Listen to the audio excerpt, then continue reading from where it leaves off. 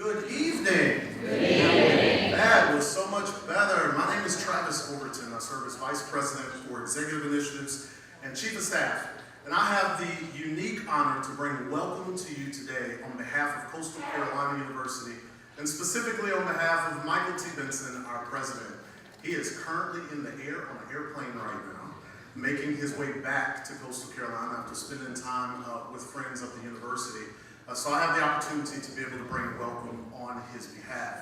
First, I'd like to welcome many of you to the first time in the newly renovated Johnson Auditorium. It's an exciting space. Long overdue renovation for our campus, but we're very excited to welcome you back into this space. So if you know much about Coastal Carolina, which I'm sure many of you do, the beginning of our alma mater says what? We come to you. We come to you To lead our search. to lead our search. Exactly. Our alma mater starts off by saying we come to you to lead our search. The words of our alma mater are specifically positioned to be a letter from a student to Coastal Carolina University. The reason why I think those words are so poignant for tonight's event is because a student is coming to Coastal Carolina to say, we have come to you to lead our search for self-discovery, for who we are as an individual. And at this institution, as is with most institutions, the individuals that play the largest role in that journey of leading that search are the faculty of our institution. So the opportunity today to be able to identify a great individual on our campus that has brought so much notoriety to the work of our campus and helped to play a part in leading us in some of the more difficult times on this campus are really important. But it's also important for us to identify the partners and the community members, such as HTC, that contribute to Coastal Carolina and help make us who we are today. Each of our students that are moving through Coastal Carolina, we encourage each of them to make sure to think about how your journey through Coastal Carolina is working to learn who you are and move through that journey of self-discovery. And we are honored as well because many may not know that the first recipient of this award is also here in the room with us today. So I'll give you a few moments because in just a few moments you'll learn who that is. But you can look around and see if you can figure out if you know who it is in the space. So on behalf of Coastal Carolina, I want to say to you, thank you so much for coming and being a part of tonight's event. Dr. Richardson, thank you so much for everything that you have given Coastal Carolina throughout your years at this institution and the way by which you give tirelessly to who we are as an institution. And thank you to all the friends and family members and friends of Coastal Carolina who care so much about this place. Coastal Carolina would not be who we are without you, and so we appreciate you celebrating our scholars and teachers this evening. Without further ado, I have the opportunity each day to work with an amazing colleague, our interim provost and vice president for academic affairs, Dr. Sarah Hottinger. Dr. Hottinger.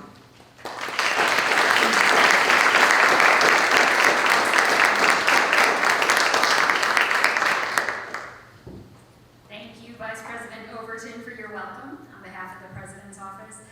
My name is Sarah Hottinger. I'm the interim provost here at Coastal Carolina University, and I'm so happy to be here tonight. And I appreciate all of you joining me tonight. This is our annual celebration of our Coastal Carolina University faculty who have distinguished themselves as teachers, scholars, and communicators. The faculty who have been awarded the title of Distinguished Teacher Scholar Lecturer not only excel as scholars, but they share their curiosity and creativity, their love of inquiry and learning, and their passion for discovery, the search for new knowledge. They share all of this with our students, our campus, and our community. This award is the result of a generous gift to Coastal Carolina University by the Ori Telephone Cooperative, HTC, who recognize the importance of communities coming together to collectively ensure that communication and the sharing of information and knowledge is possible. The first recipient of this award Travis and I had to coordinate a little bit here. The first recipient of this award in 1996 was Edgar Dyer. Eddie, will you stand?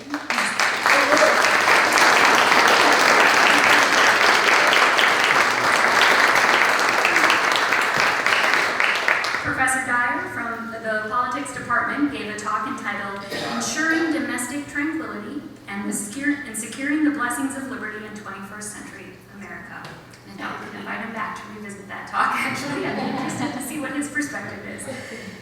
Since then, a total of 24 CCU faculty have received this award across a range of disciplines, from politics, marine science, English, finance, education, and the visual arts.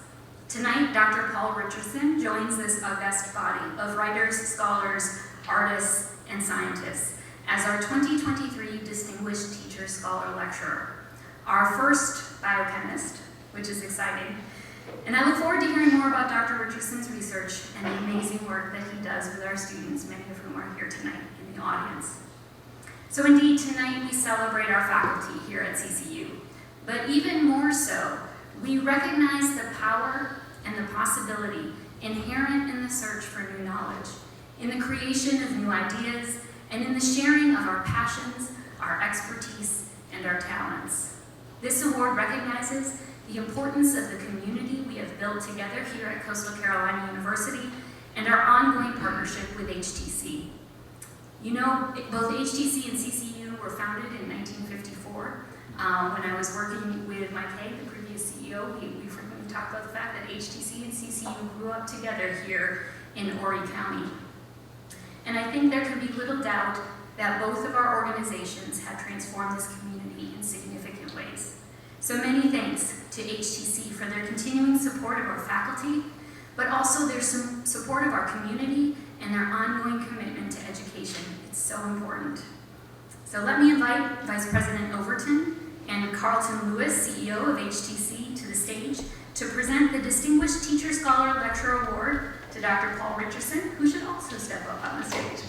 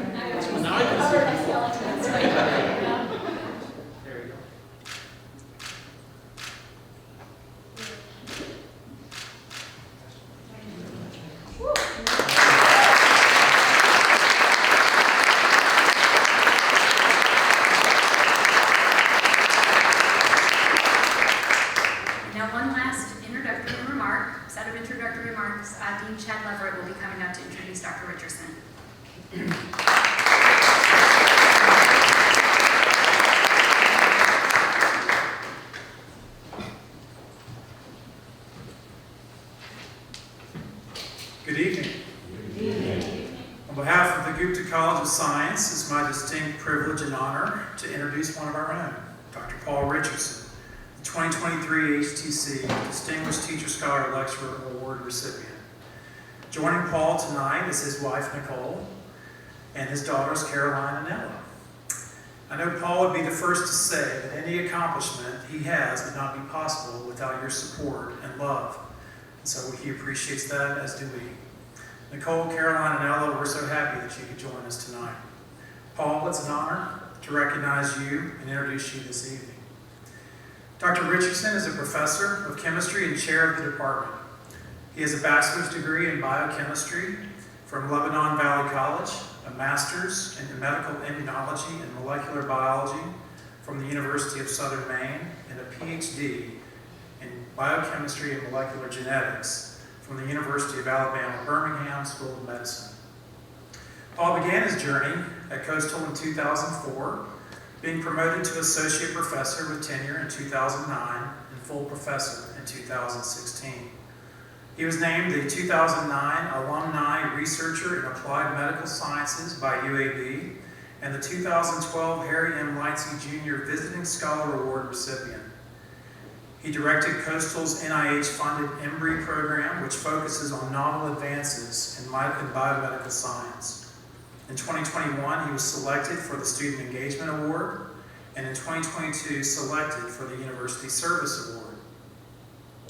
Dr. Richardson is a very active and accomplished scholar with a thriving research group, as evidenced by all the students that are here tonight.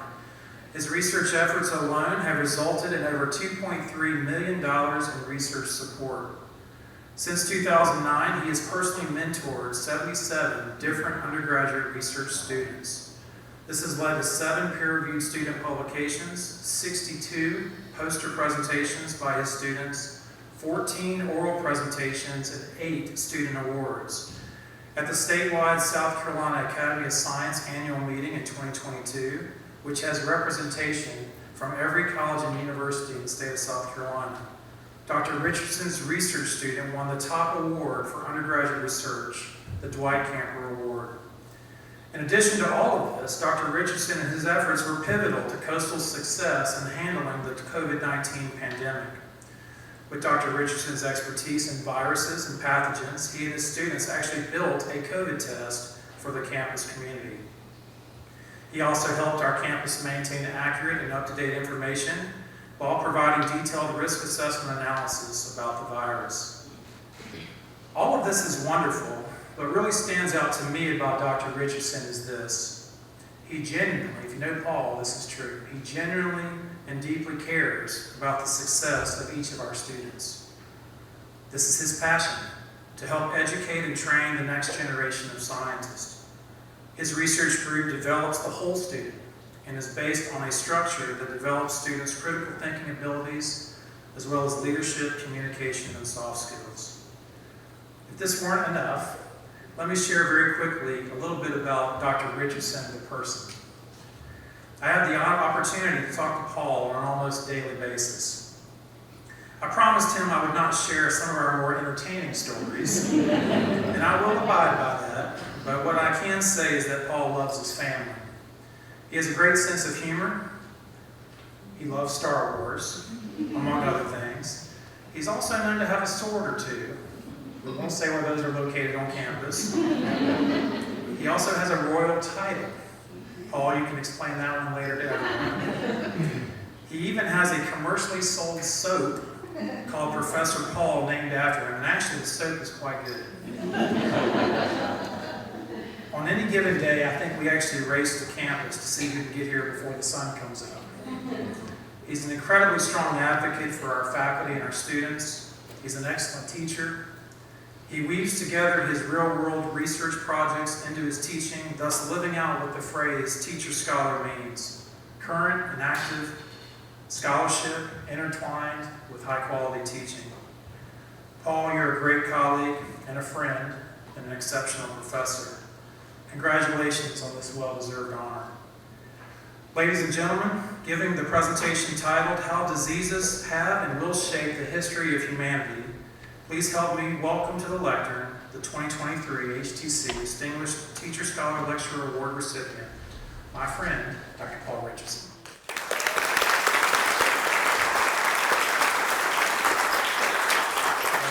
Thank you very much.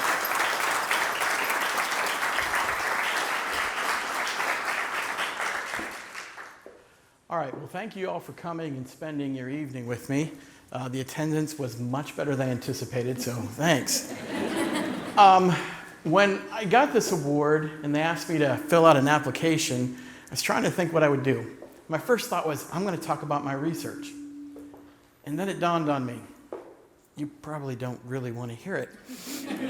And it's pretty boring, unless you're a doctor and you want to study these things. Like, all right, so how about I do something about how diseases have shaped humanity?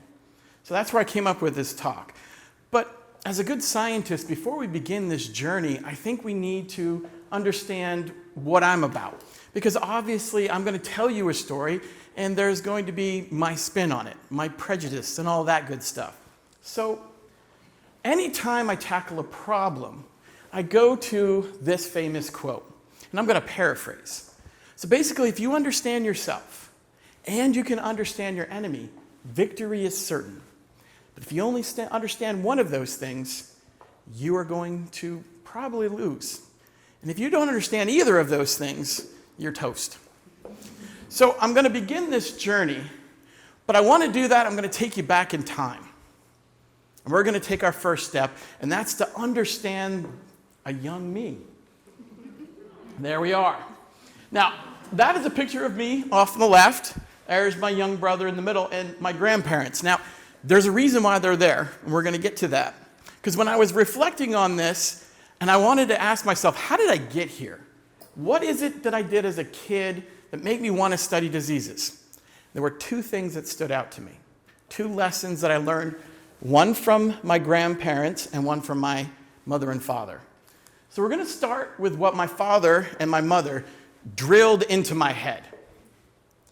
The strong protect the weak, so the weak becomes strong. And as a society, we can become better.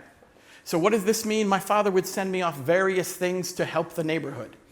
You couldn't mow your lawn, he would. You couldn't shovel that snow, don't worry, he would. But I mean, at first I hated it. But I think it became very important because strength isn't just strength of muscle. It could be various talents that each of us possess. You know, I look at my beautiful wife and I think about our relationship, and I can't get art. I'm clueless. It doesn't matter how much she explains it to me. I don't get it. But because of that balance, she can explain it to me. So I always think if we're going to tackle problems, we need to help each other out. Use our strengths to overcome our weaknesses. Now, the next thing, a little bit more interesting, and I never realized it until I was making this lecture of what really made me want to study it, and it had to do with my grandmother. Now, they're all passed, and my children haven't really even met them, but you need to understand them. And first, I want to take you back to World War II, and both of them were in the Marines. Every stereotype you can think of, yep, that's it. I remember as a young child falling down and having my knee just bloodied up. And I went to my grandmother and I'm like, oh, I'm hurt. She looked at me, she slapped it and told me, get back outside. What I'm trying to get at is they were tough. And by the way, they were drill sergeants. So my Nana never cared about anything. But this story struck me. She told me of this story about when the polio vaccine first came out. And she made my father, all his brothers, and my aunt wait in line 6 hours to get this vaccine. Now, my Nana wasn't afraid of anything. Why is it that she was so afraid of this? And if my Nana is afraid of this, I need to figure out what it is, because that's something I can spend the rest of my life tackling. So that is why I have such a great respect for disease, because my Nana was scared to death of them. And if she's scared, I better pay attention. So, as I was a wee lad, I started getting training on infectious diseases. And this man over here is Dr. Monroe Du Bois, my first mentor. And he had this thing, he said, basically, son, get your mind right. What do you want to be? Do you want to be a gene jockey or a disease cowboy? Now, a gene jockey studies just what you think the genes of diseases and publishes lots of paper. A viral cowboy, a disease cowboy, is someone that jumps into a situation and tries to figure out what the disease is. Well, guess which I picked. Yes, I'm that guy. When there's a disease, I'm the one that wants to figure out what it is. I'm the one going to diagnose it. I'm the one going to come up with a test to do it. So that is the history of me. And I wanted to share that with you so you understand my perspective before we begin this journey. So we're going to go back and look at history. And we're going to look at the present time. And I'm going to tell you lots of interesting things. And just a bit of what is out there, what and how diseases have shaped humanity. So, but before I begin that, I think you truly need to understand the scope of diseases. So, How many of you have herpes? A lot of people are shaking their heads. Think again. 80% of the adult population has antibodies for cyclomegalovirus. 95% have antibodies for Epstein-Barr. That means at some point in time in your life, you've had herpes. And I'm going to tell you something, people. You don't get rid of that. It's still there. It's just not active. So, guess what? I feel like Oprah. You have herpes. You have herpes. You have herpes. Statistically speaking, one of you in this room doesn't have herpes. I'm looking at the youngest people here. Better be It better be you. So yeah, you have herpes. Now, what if I told you over 97% of the human population has been under the influence of a foreign power, something that controls their minds? How about I say presidents have been under this influence and people have covered it up? Are you aware of that? Some of you are shaking your heads. Most of you not so much. Now, this number 97, do you know where it comes from? It's an actual new number. Just came out in the last couple months. It's the number of people that have probably had COVID in the world. At this point in time, they suspect 97% of the entire population has had COVID. So, but think about it. When you're sick, you stop your normal activities. You're kind of under someone else's influence. You don't want to do what you normally do. Diseases are everywhere, and they can make such a profound effect on our day-to-day and our lifetime ambition. Who's that? Okay, this is good. I can do this. I did this talk in high school once, not this talk, but this backslide, they didn't know who it was. I was like, oh God, FDR. By the way, I looked this up. There are only 8 photos of him without him sitting in a chair or someone holding him up standing. I can't find any of them, but I was told there are 8. For most of World War II, they hid this fact. They didn't want to share it with the Nazis because they didn't want them to suspect that our president was weak. He was sick. So every shot in a chair or he's got a military officer holding him up. It's amazing. Now, who's that? Teddy Roosevelt, right. So it's not just presidents who have been sick. Diseases have also influenced foreign policy. And Teddy Roosevelt is a great thing because if you ignore this problem, if you ignore diseases, they're going to crush you. So, who built the Panama Canal? The French started it, but then they had to stop. Don't look over my shoulder when I make the talk. All right, stop talking.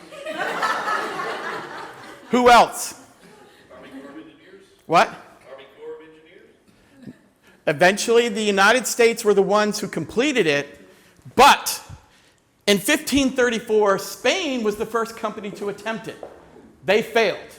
Scotland was the second, and it's not really fair to say Scotland, the country. It was more like a business enterprise in Scotland tried it. The French were the third attempt and failed. It was only during the 4th attempt of building the Panama Canal that they were successful. And their only reason for being successful, right here. Who's that? Walter Reed. He was the one that figured out yellow fever because the French had over 25,000 people died. It was so bad that they were actually cleaning out prisons and sending the prisoners to Panama to dig the canal. People rioted. If you look back at that time period and look in the papers, the French people eventually rioted, and that's why the country gave up.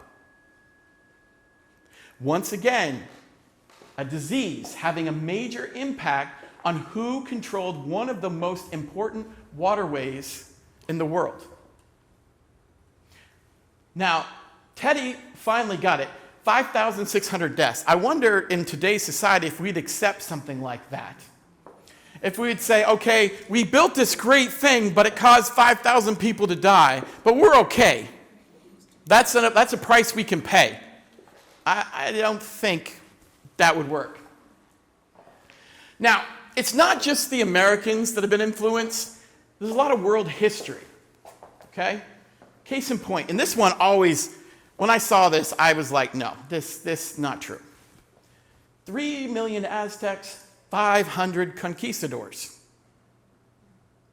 That's all they sent to control 3 million Aztecs. But you probably have heard the story of what happened. The Aztecs were absolutely wiping the floor, and the Spaniards had hidden in a stronghold and were using their muskets to keep the Aztecs at bay. On the very night of the siege, a lot of people that were infected broke out with smallpox. Over the next course of the couple years, 1/3 of the entire Aztec civilization succumbed to smallpox. Massive. Totally changed the power balance in the Americas because of a disease that was inadvertently introduced into a community where they had no protection. Does that sound familiar? In 2020, COVID enters a population that's never seen it before. Not with those kind of numbers, thankfully. Smallpox is one of the worst diseases humanity has had, and I'm going to talk a little bit more about that later. But, it's not just inadvertent. The United States government used it as a strategic weapon. Now, what they realized was their tactics for winning the West were often flawed. They didn't understand the geography, and when they sent in the cavalry, they often lost. So certain generals had a different strategy. Peace. They would go to a village and offer them blankets. We're sorry, here's blankets, here's food. The blankets had smallpox on them. They would then come back about 2 months later. The villages were not in a position where they could defend themselves, and they were easily subdued. So once again, we're seeing how a disease can change tactics in a battlefield, how it can change society. Now, this isn't the main reason we won the West, but it is one of the tools that was used.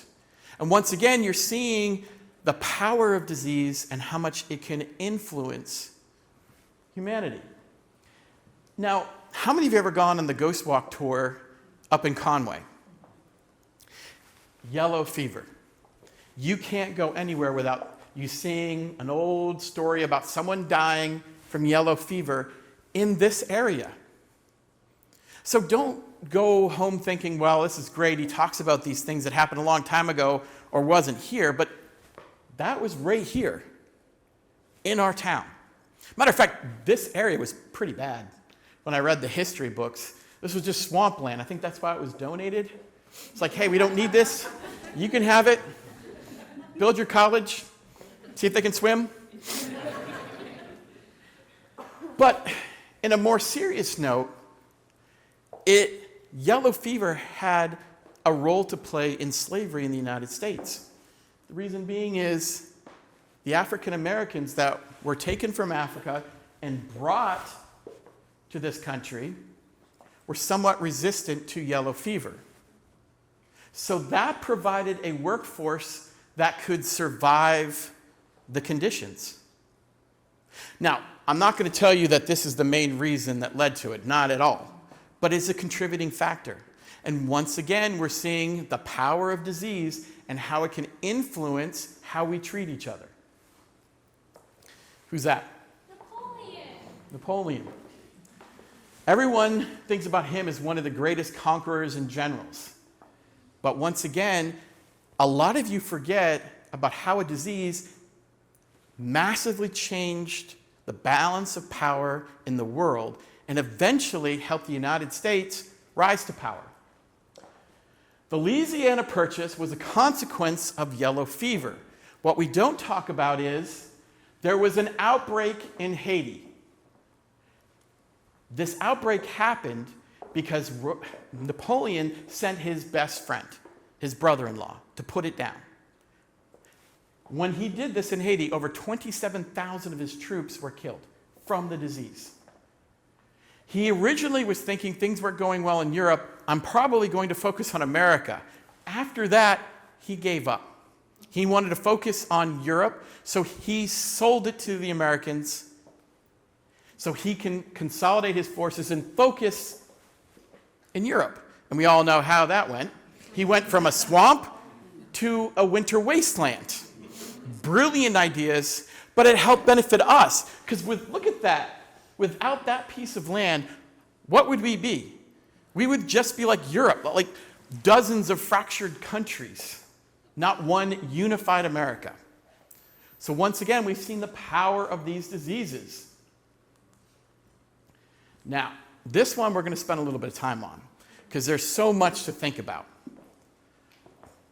Black Death, the plague. We talk about how much of a population we have right now, right? Could you imagine if we didn't have this? And the estimates are 1/3 to 50% of the entire population died during this scourge. What would happen if they didn't die? What happened if they didn't die and we had 500 years of these people having kids? What would the population look now? How would we be? I don't know. That's beyond my expertise. But there's something here I want to point out, and this slide's going to be really interesting when we talk about COVID, because there's some major differences on how diseases spread now. You look at this map, and this basically shows the progression of the Black Plague in Europe. Now, do y'all know where this disease originated? Okay, stop. You've looked at my talk. I haven't looked at your talk. We just started talking about it. All right. History buff. Where is it? Anyone? Come on, give me some guesses. No. Yeah. Come on, Jim. Give me a guess. England. No. No. Close. Mongolia. Oh, yeah, right. The steppes of Mongolia. So this is a gift from the Mongolian Empire. It spread because of the trade routes that the Mongols developed because they owned so much land. See, it originated into Europe from Kaffa, came down to Constantinople, and then spread to all the ports on the Mediterranean, and then moved north. What actually caused this disease to spread? What was the living organism? Fleas on rats. Yeah. You know what's also interesting? One thing that they could have done to prevent this was using cats. But they took the religious route and thought the cats were witches. So they killed the cats, which allowed the disease to proliferate even more. But let's talk about the effects of this disease and what it did and how it eventually is going to give rise to a change in how we govern ourselves in Europe.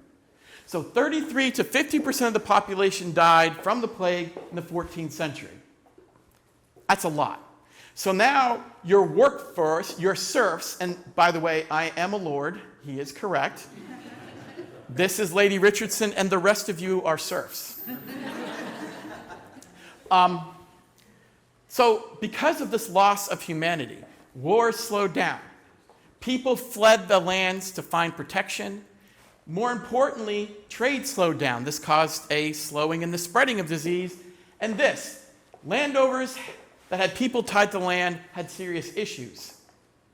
Because of the labor shortage, other landlords would offer these people better rates, deals. Hey, I'll only whip you twice a day. And I know, I'm joking, they didn't do that. It's on tape, but so people started moving around.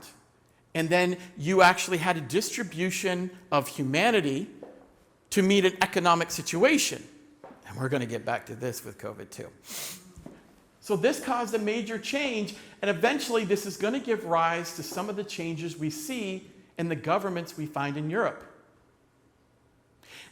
This is going to be the seed that's going to start the changes in laws and monarchies and the rise of what? Democracy. Because the very thing that we see here, going out and getting better wages, fundamentally, the people arguing for themselves is the basis of democracy. Now, I told you we're going to talk about smallpox, and we are. I just want to simply say this. There is no disease in the history of humanity that has caused more problems than smallpox. It is estimated that 300 million people have died in the 20th century. If you take every war and add it up, it's not even close. No comparison. As much as this is humanity's greatest enemy, it is also our crowning achievement. This is the only disease that is officially eradicated from the planet. Now, there have been cases of smallpox since 1979, which 1979 in Somalia was the last natural case. There have been lots of cases where people got infected. And if you ask me later on, you can ask me the story about how I uncovered a smallpox infection in Russia. And actually, as a grad student, alerted the government. But what's so amazing is this introduced something so powerful: vaccinations. Edward Jenner noticed that milkmaids did not suffer a bad affliction of smallpox because they got something else. Does anyone know what that was? Cowpox. And this started the vaccination effort. Now, I don't want to argue, yes, I am aware that the Chinese were doing this hundreds of years, but it never really caught on as a society until the Victorian age. Do you know they used to throw vaccination parties? All the lords and ladies, me and my wife, would have a party. And then we would get the serfs, Chad, to come. And we would pick his little cowpox scabs and stab ourselves. Cowpox had less than a 1% fatality rate. Smallpox had a 33% fatality rate. Do the math. It was easy to do. This is what we can do to help save society.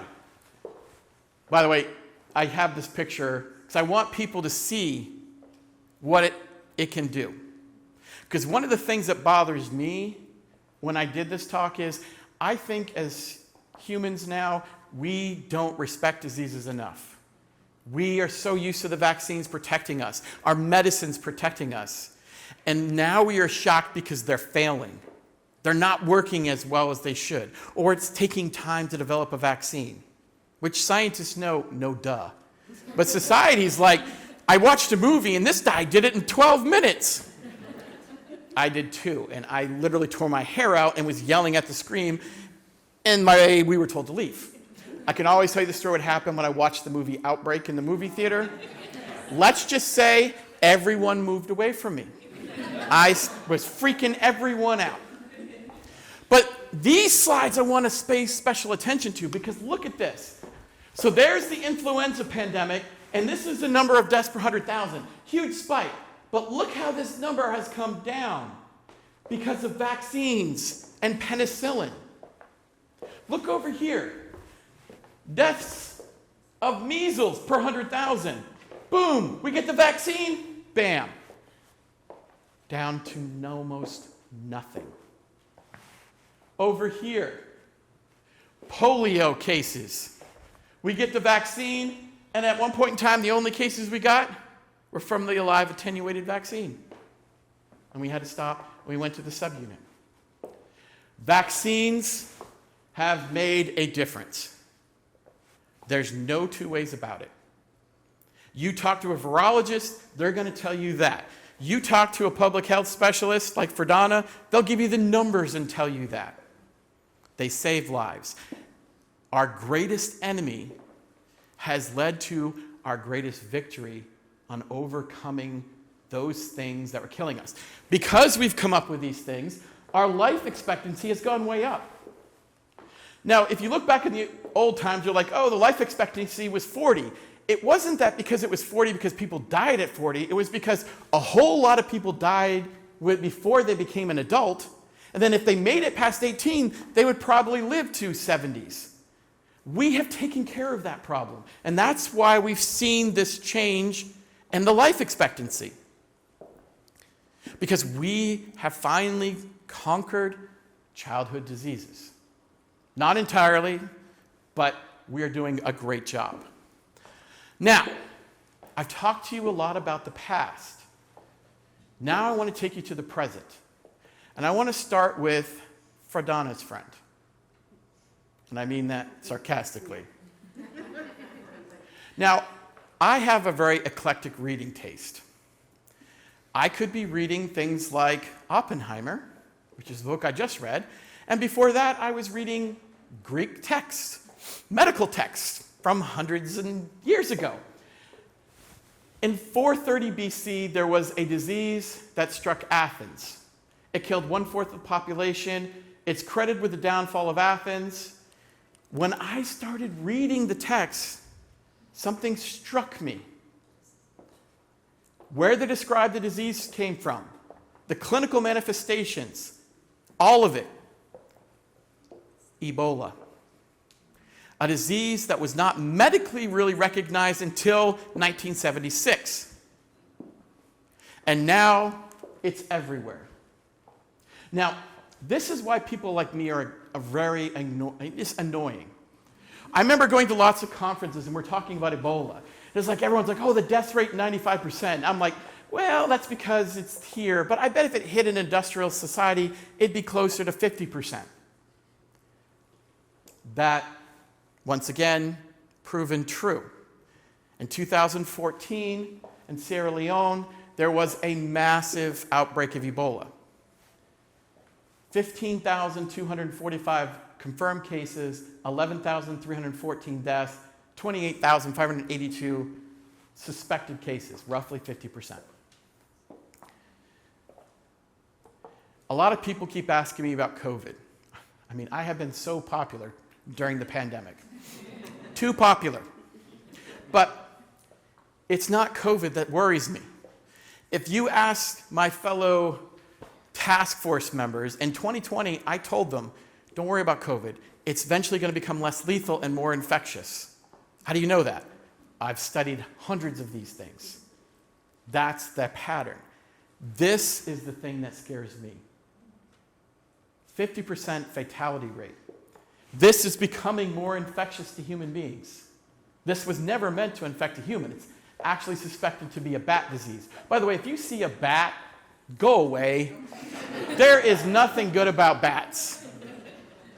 And why is it always South Carolina in the news? I'm part of this network of scientists that talk about all these cases, and it's always, hey, Paul, what the heck's going on? We just had a woman got bit by a fox, and now she has rabies. Like, what are you doing in South Carolina? And I'm just like, I don't know that person. I don't know why she was petting a fox. I'm like, there's your first thing. If you're going up and you see a fox and it wants to pet you, when nature is doing things not natural, go away. You are going to die. Now, that was 2014, but let's talk about something even more powerful. HIV/AIDS. Now, many of you young people in the room aren't going to know this, but in the 80s, this is the thing that made virology take off. Because we discovered so many diseases, and we're like, oh my God, these people are dying from cyclomegalovirus. And then they go check, and 80% of the population has it. They're like, oh my Lord. And then they realize, oh, this is fine. It's just something else. A disease that takes away your very ability to fight infections. But we forget. When we look at the triumph of how we overcame this, It was a humbling experience for people like me, the viral cowboys. It was not because we came up with some beautiful cure. It's not because I came up with something. It's because they had the idea to educate people and tell them how it spread, and that is how it went from the leading cause of death in the United States in 1994 to not even on the top 10.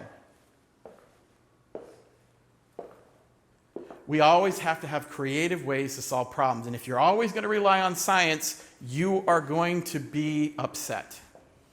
Sometimes the best solutions are the simplest. Don't overthink it. My dad used to tell me about the KISS method. Keep it simple, stupid. Now, why is this so important? Imagine you're a leader and you have these numbers. 20% of your country infected, 33%, 23%. Now, these are numbers in the mid-1990s. How do you as a world leader try to keep your country going when 1 out of 5 people has HIV? So that's one person's out. Another person's probably got to take care of them. So now you're down to 3 out of 5 people that can be productive members of your society. How do you deal with that? Easy. You forget international laws. You do whatever it takes. That country's got a drug. I'm just going to make it. Forget the patents. I'm going to do what it takes. And then we have lots of problems because these are also the same places that are going to have civil wars because this place isn't doing well. It's not a good place to live. But I can make it better. But they don't want to deal with the fundamental problem. They're dealing with these other things. So now I'm going to bring you up to where most of you are probably interested. But before we really discuss COVID, I think it's important to look at the last pandemic. Now, when America joined World War I, a lot of people say that was the turning point of the war, which it was. But a lot of people overlook this little fact. 20 to 100 million people died worldwide. This is what caused the war to come to an abrupt end, because we very quickly went through humans. Now, it was non-discriminate. It didn't be like, hey, I like the Axis and not the Allies. It was like, whatever, I'll kill you all. And it's often given the name the Spanish flu. The reason being is, at the time, Spain was the only country that had an open newspaper. So they're the only one reporting it, even though it was international. 2% of the world population taken on. We were so very fortunate with COVID. Now, what makes this disease so scary is this chart right here. Now, this is the pandemic influenza. This is 20 to 29-year-olds. Normally, when you look at any disease, those are the healthiest people. They're the ones who don't die. What made this disease so strange and scary is it preferentially targeted them. Now, people would say, well, that's because they were in war. No, none of the evidence suggested that it was because they were in the battlefield. For some reason, this disease really affected the more younger and more fit people. We still don't know. They do now have samples of this disease. Do you know how they got it? Alaska permafrost. They had these people buried up there, they got the permission, and they extracted it, and they actually know the sequence. And all these diseases mentioned here are offshoots of them. But obviously, we have not seen an influenza that bad. Well, besides the avian one, but that really, the virus was dangerous, but it wasn't very infectious. Only one human-to-human known transmission, and that was in northern Iraq. So, now let us take a look at COVID. Now, you remember I showed you that transformation of the disease progressing from Mongolia to the rest of the world and how many years it took. Take a look at this. December 14th, 2019, the very first case of COVID in China. January 21st, 2020, the first U.S. case of COVID. I'd like to point out that that's almost the date I had it. I never got it confirmed. I was at a conference, and the person next to me just got back from India, and she said she had gotten the flu, and it wiped out her whole village. Not wiped out like bad way, but got sick. And then I was sick for 2 weeks. My wife was begging me to go to the hospital. I couldn't talk. I had actually tore my rib cage muscles. Fun stuff. Yeah. March 11th, declared a pandemic. I believe that's about the date that Dr. Williams basically said we're all going to be shutting down. It was March. He was like, we're not coming back from spring break. And I was like, come on, we could do this. No, we couldn't. And then March 13th, 2020, Trump declares a national emergency, and then we shut down. With the Black Plague, it took 5 years. COVID took 3 months.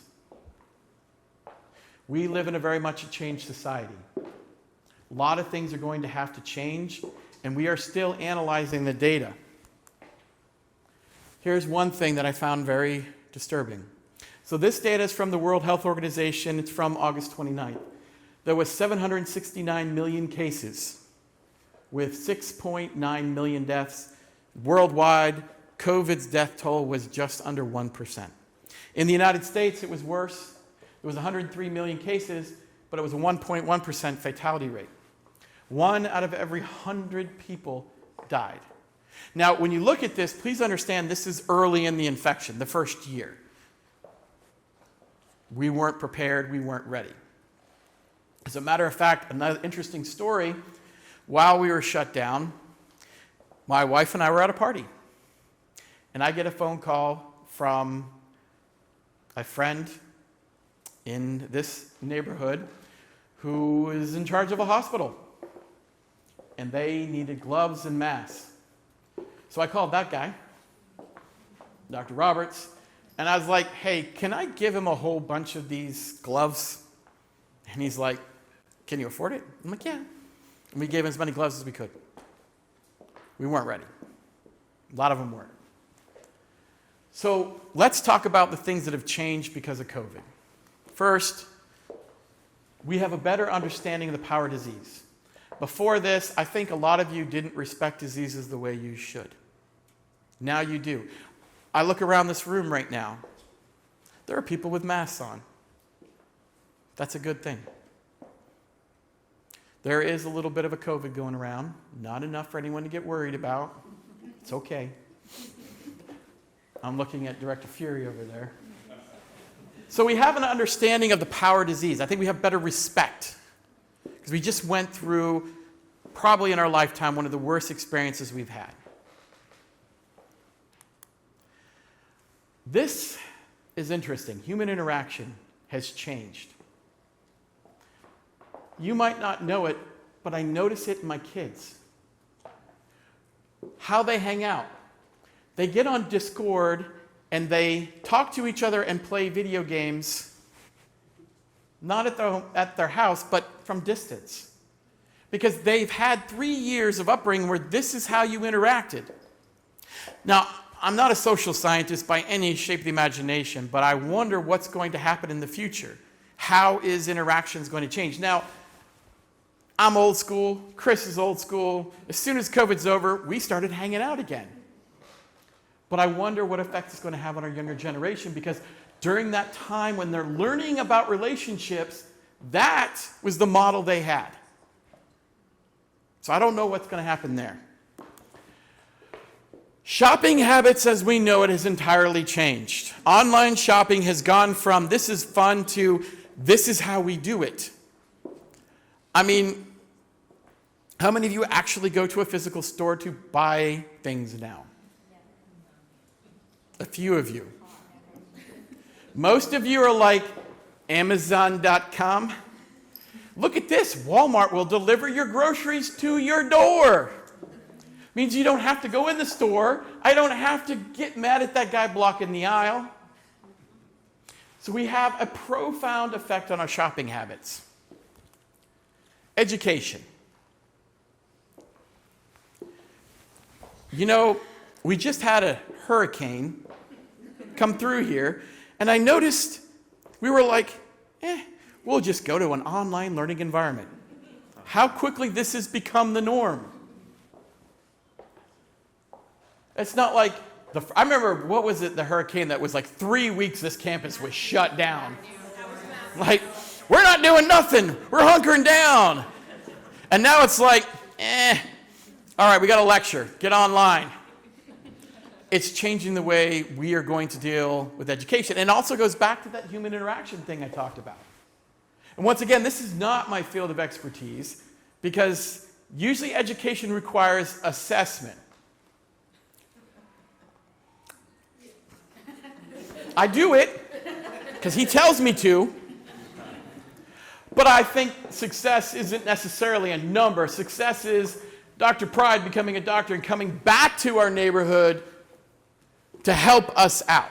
That's my success, not the numbers, but I do it.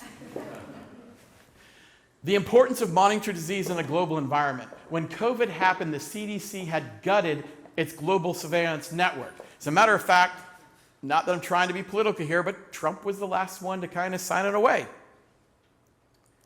That was a huge mistake. If we had kept these programs, we might have been better informed. We might have had more time to prepare. Because we are so much better at preparing for these things. We can do things quickly, but we can't do things overnight. Not like a movie. I can't in 12 minutes come up with a cure. All right. Healthcare in the United States. I had the ultimate faith in the healthcare. When COVID happened, how do we deal with the numbers? How do we deal with the numbers? I mean, it's not that they're inadequate. It's just, how do you deal with it when you have 1,000 people coming to your local hospital needing help? Where do you put them? Have you seen the pictures of the last pandemic? They literally took the school gymnasiums and they put them in there. So what have we learned? Well, as I predicted in 2020, COVID is here to stay. It's not going away. No matter how much you pray, wish, put on a mask, or anything else, it's just going to be there. Unless we do my strategy. If everybody licks everybody else at one day, and we all get infected at once, I think we can beat this. But I just think logistically we're going to fail at that. So, because that strategy is not going to work, I think we're going to have to adjust to this. And we are going to have to accept this fact. We need to reassess our protocols. A lot of what we have is based on transportation methodologies that are a little bit more antiquated. And I think also the attitudes of humanity. You know, one of the things I learned is some people aren't going to listen to you no matter how much you show them, how much you beg them. They're going to do what they want. The success for how we dealt with diseases in the past is we came together as a community. And I got to tell you, I'm a little bit nervous about that fact. I don't know if we can come together, all of us, for the common good. We need to rethink the global market. So one of the things we learned is when things shut down, you might not be getting your toilet paper. And that's because this country over here can make it so much cheaper, so that's where we make it now. And I think as a country, hopefully we learned that maybe we need to be making some of this stuff on our own in case something happens. Because if something breaks down in China or China decides to quarantine, how are we going to get all these goods? So we have to reassess this, and that's for my business faculty. I don't know business. I do own one stock in Disney, and that's made a lot of money, and it's on the wall in my house. It's a decoration, not really a sound money strategy. Hospitals are not ready as we thought. And this is just has to do with space. Now, Carissa can attest to this. How many times when we were doing our reports, we were looking at how many of the lung machines, the breathing apparatuses were in use and how many were free. It's not funny. People lost the ability to breathe, and we desperately needed that. And that was our big thing, because if they weren't available, people are going to die. And that was the one bit of data I remember always wanting to check. How many of those were free? We worked a lot, and I'm going to talk to you about our response to COVID in a bit, but that was a number that was so important to us. The value of stockpiles. Now, it's expensive to take a bunch of stuff and find space and leave it there. But what are you going to do when something like a pandemic hits and you can't make enough gloves? We are still dealing with these shortages. Where's Carol? We still have a hard time getting gloves. I can't buy tips because plastic is still difficult to acquire. I'm waiting on tips that we ordered 3 weeks ago. So we need to talk about stockpiling things again, but it costs money. How are we going to do that? Where are we going to put it? And we got a really good understanding of the people in our community, for good or bad. And that was very telling. But here is something I learned. The university can be a leader when these things can happen. And I want to tell you a story about how we did that, how we all came together. So,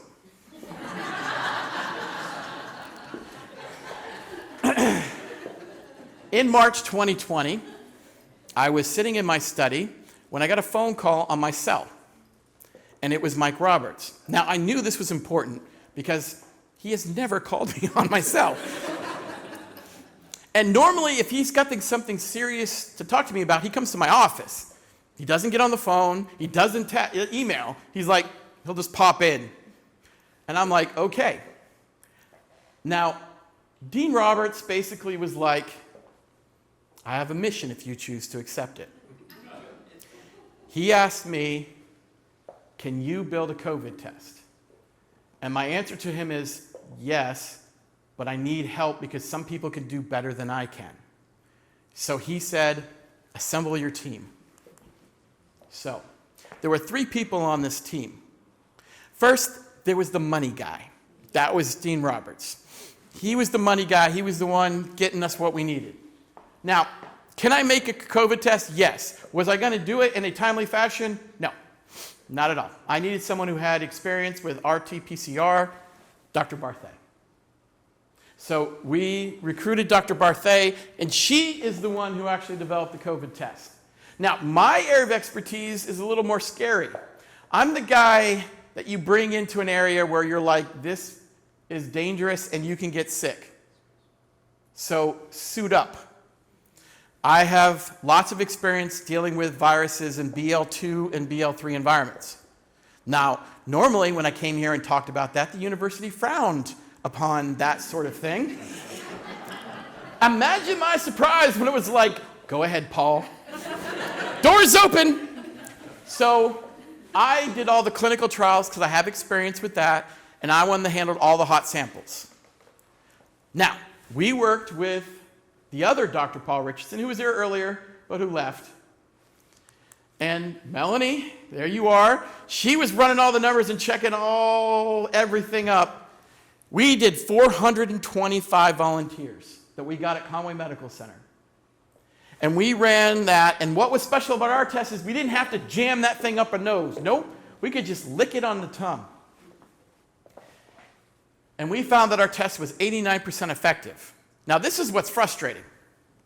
The Abbott test was only 50% effective, but you could buy that. That was licensed by the FDA. But we couldn't get it approved because the FDA said, no, you need 95%. And I'm like, 95%?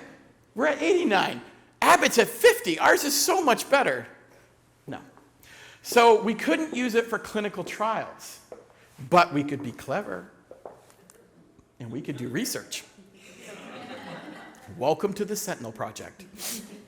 So what we did is we took 70 students a week, were randomly tested for COVID using our protocols. Now, this is not a clinical test, so I couldn't tell them their results. I couldn't say, hey, you have COVID. But what I could do was figure out how many of those 70 had COVID. So we could get a baseline. And then the hospital had information they would share. And the athletics department were testing every human being that was an athlete. And between all of that, we can combine it and figure out what was going on. Now, that was my part, well, small part. So we were testing people for a couple months.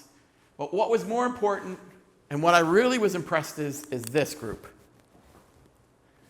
Each of us has a unique task, a unique skill set.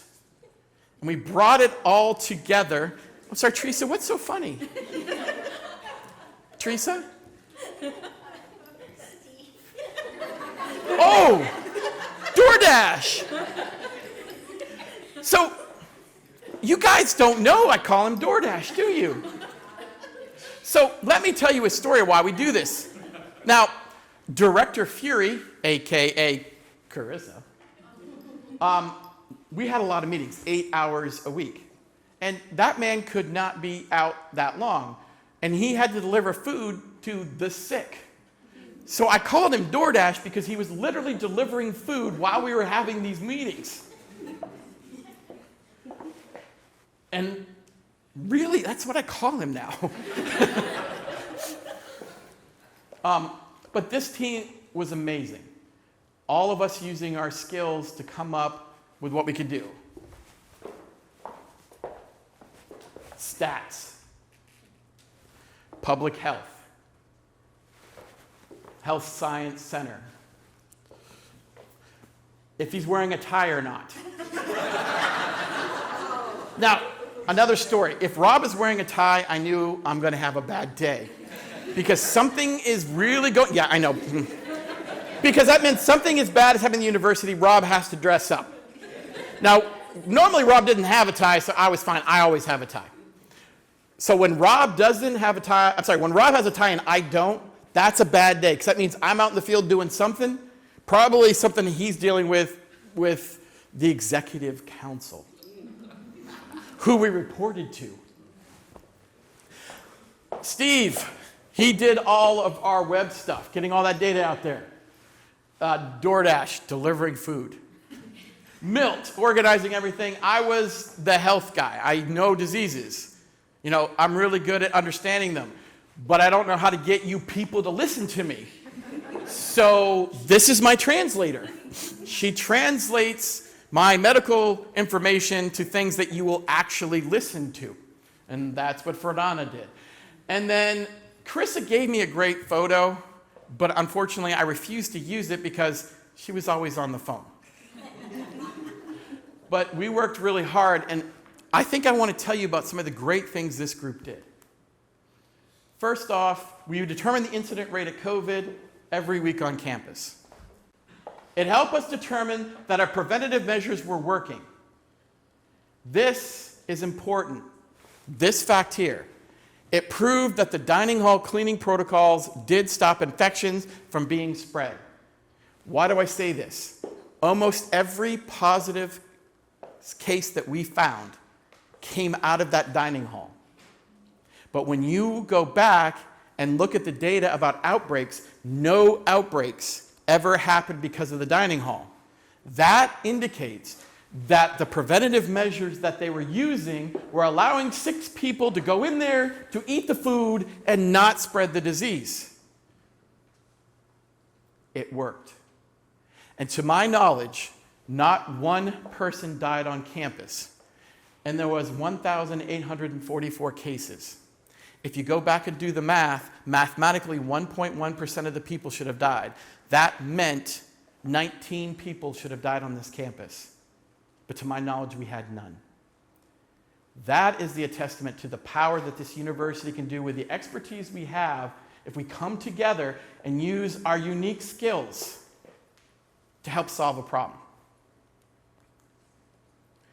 Another interesting thing. these 3 ladies got the training of their life. Because I had to give them a crash course on how to play with things that glow in the dark biologically and not kill yourself. They went out, and they're the ones that collected the samples. They're the ones that gave it to me. And they had to learn all the BL2 and 3 contamination protocols. And I'm the one that took it to the hospital and did all that stuff. It's just amazing. And we've got 2 submitted papers, and one's being written right now. Okay. So their name's going to be on that. So a great experience for the students. Olivia, she's at NC State. Elodie is applying to getting an NIH grant. She's already grad school. And Madison is looking to go to medical school. Madison, by the way, she was the science student of the year. Now, a lot of people would be like, oh, this is great, but we've actually been hunting diseases before COVID. And I'm going to talk a little bit about my people now. And I'm going to talk about their success. Oh, and then see, the president did come. I wish he was here because I've got a funny story about him during the pandemic. So we were doing research, and we're having breakfast, and my students were talking about their viral research, and he goes, I really wish we had a virologist on campus. And my students would look at me, and I'm just going, no. I'm pretty certain when he's looking at the report, he does not scroll all the way down to the bottom and see my name. So let me tell you about our CCU disease hunters. Dr. Price, sitting back there in the purple. Amy Powers, Lisa Patersi, Lisha, and Genova. They first started working on, can we find a cure for MRSA, methicillin-resistant Staphylococcus aureus. We possess bacteriophages that can destroy staph. They are squirreled away in my lab where legal can never find them in case they want to make a patent on it. I had a great fight with Tim Meacham one year. He's like, if we want to, we can patent that. And I said, good luck finding it. You can patent that all you want. You can't find it.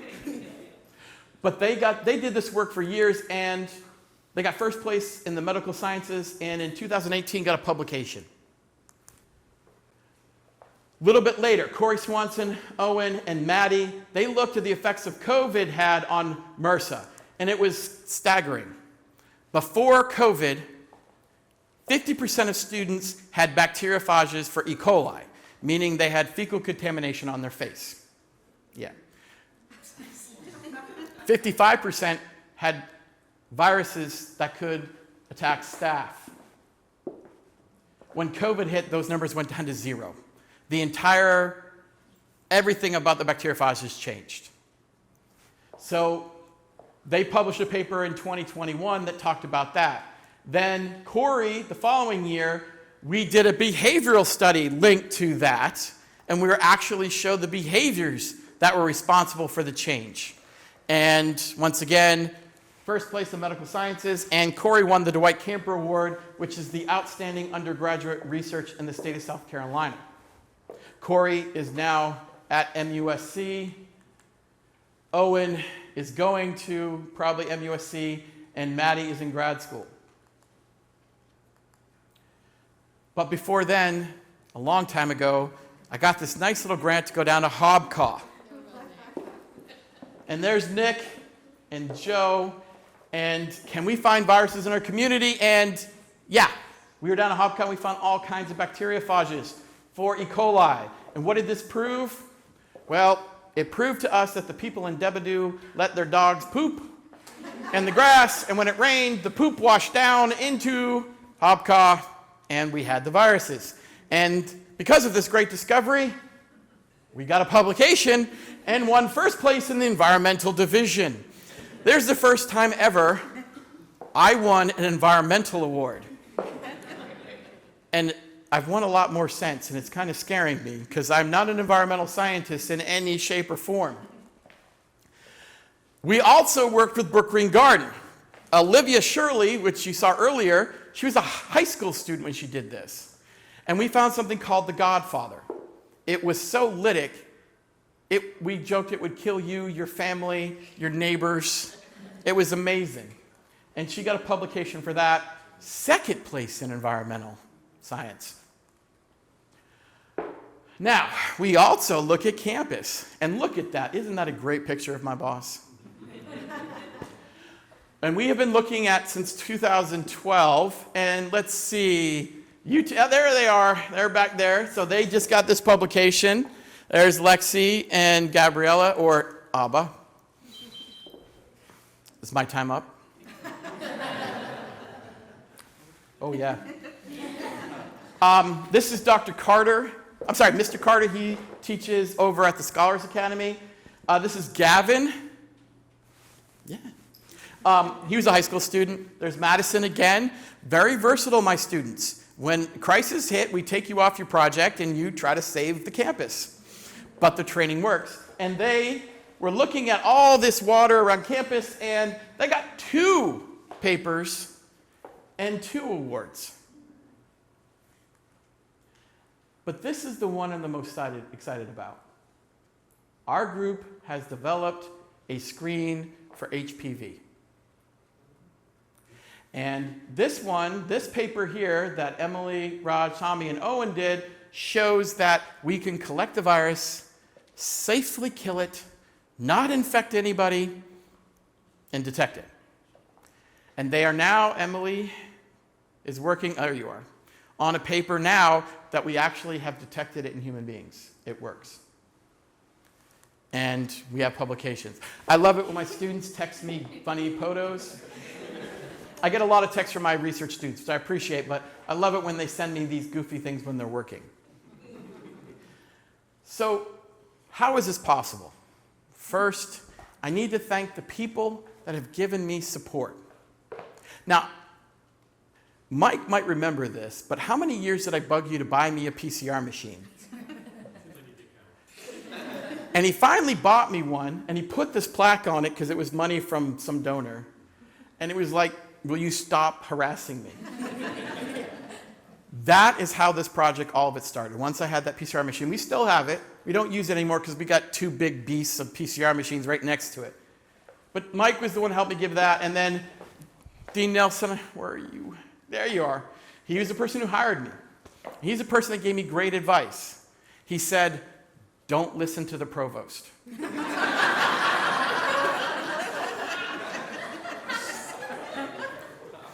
He wasn't talking about Sarah. And actually it was good advice because he was like, I'm hiring you to do research. And the provost said, I'm not hiring you to do research, quit if you are. And he was like, just ignore him. But it was great advice. And then Joan, with I think she had a year in the interim. So these are my 3 deans that gave me all that support. Sorry, you're new. You haven't really given me anything yet. Not here.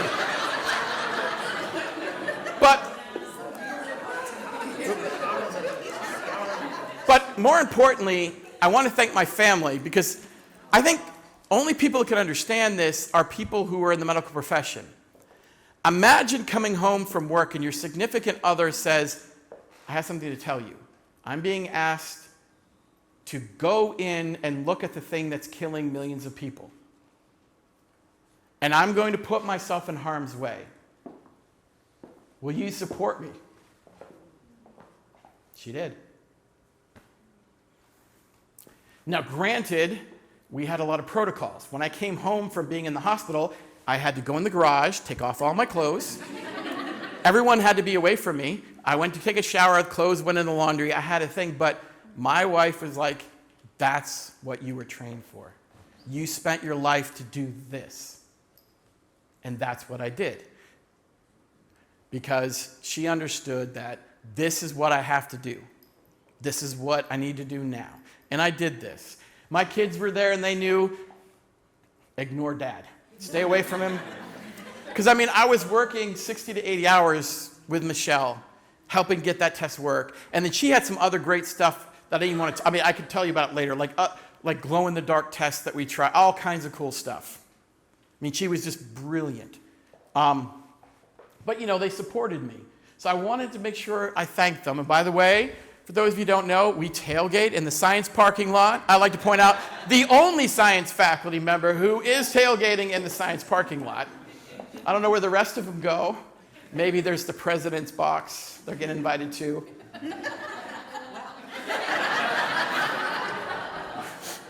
But Gotta have a picture on the slide to get that in.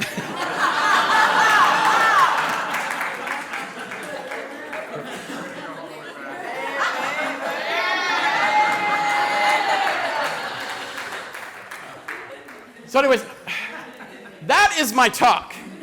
And now I'm done, and I want to thank you so much for coming. I was so fearful that it would just be a few of my friends who came out who've given up their trivia night to be here. Tuesday nights when I go play trivia, and they came here, and I appreciate that.